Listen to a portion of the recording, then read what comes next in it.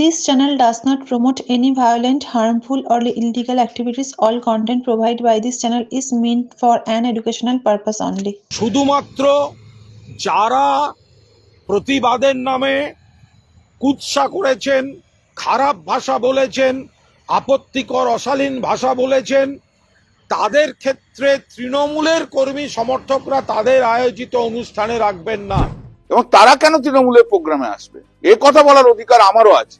কে কোথায় রাস্তায় নেমে কিভাবে প্রতিবাদ করবে সেটা যেমন তার এখতিয়ার, তার স্বাধীনতা, কে কার সাথে কথা বলবে, কোথায় কাকে দিয়ে গান গাওয়াবে, কোন প্রোগ্রামে কে যাবে, সেটা সেই কমিটির এখতিয়ার। তাদের ওই ডেটে পাসবই খুলে দেখাতে বলুন এবং পুরস্কার যে তারা ফিরিয়েছেন তারা তার প্রমাণ দিতে বলুন।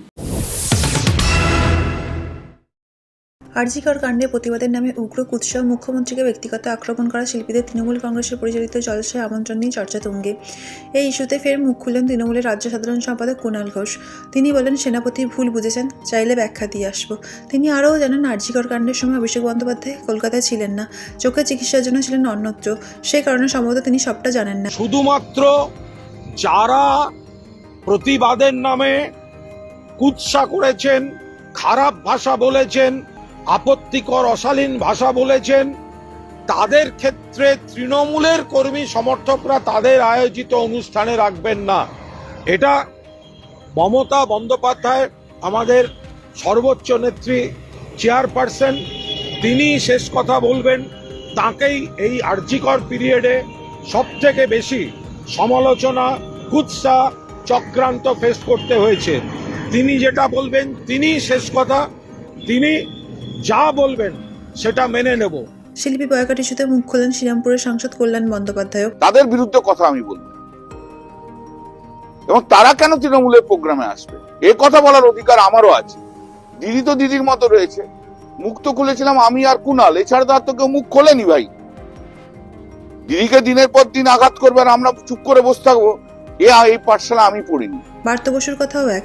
তিনি বলেন, যারা দিনের পর দিন সরকারের নামে বললো, মমতা বন্দ্যোপাধ্যায়ের নামে বললো, এখন সরকারি শো তারা করবেন কি করবেন না, তাদের অবস্থানই বা কি তা জানতে হবে। যারা দিনের পর দিন সরকারের নামে বলল, মুখ্যমন্ত্রীর নামে বলল, এখন সরকারি শো তারা করবে কি করবে না সে বিষয়ে তাদের অবস্থান কি।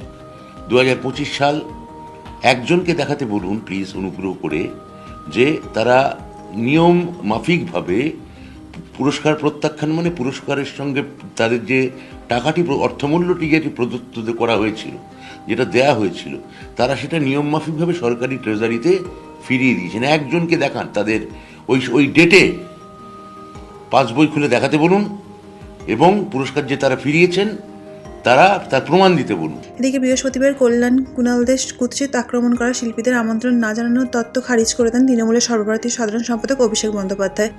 পার্টির তরফ থেকে তো কেউ নির্দেশ দেয়নি। না, কে বলেছে?